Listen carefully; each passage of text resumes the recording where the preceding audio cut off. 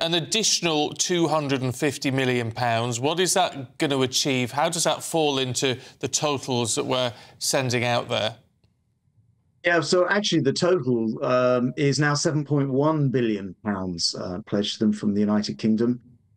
250 million on ammunition. This is a package which will help to provide some of the artillery that's required, particularly on the front line, where Russia has really boosted their production levels. So it's massively important now that we stop Putin. It's going to cost us more if he came further, not least, of course, being terrible for our Ukrainian friends, but it would also be disastrous for the rest of the West.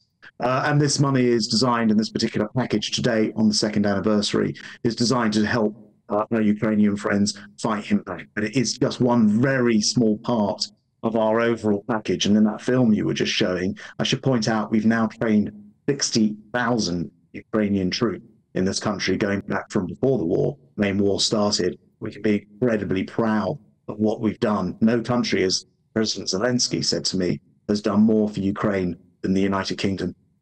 And that may be true, but how long can this financial support be sustained, Mr. Shapps? Because the war's entering its third year now.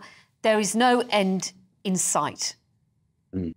Well, I mean, on the very first day, so 2 years ago today, I went to a Cobra meeting and then I phoned up my opposite number, a minister called Kubrakov, and he was standing in a field. Actually, it was a Zoom like this, and he was standing in a field outside Kyiv, fully expecting, perhaps in the next couple of days, the Russian army to enter the capital.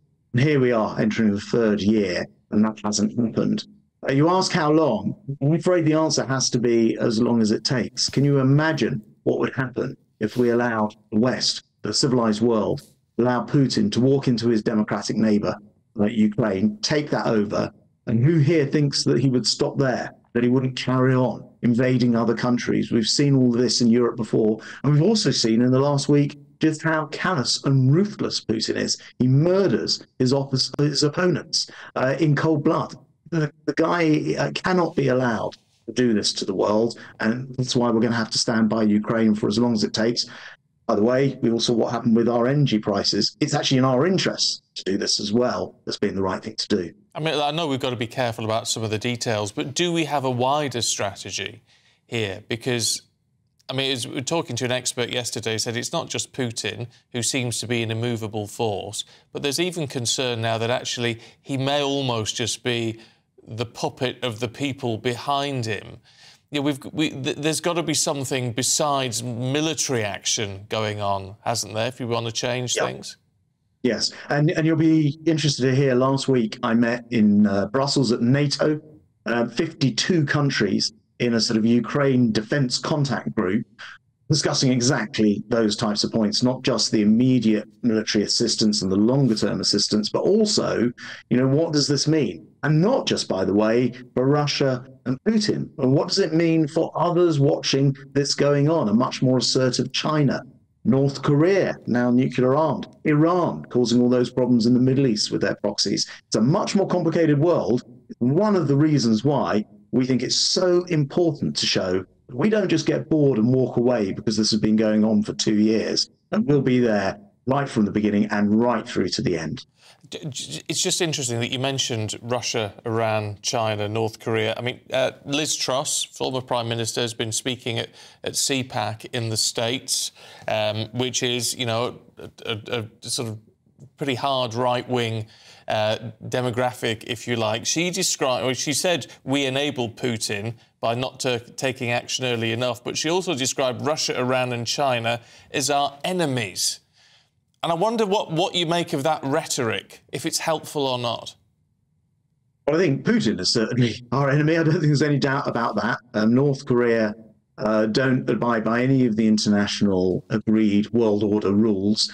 Iran certainly helps to control, or likes to try, but often fails, and funds and trains and equips a whole bunch of Iranian proxy groups like the Houthis, who we've been seeing a lot from recently, Hamas themselves, Lebanese Hezbollah and others. And so that's all certainly true.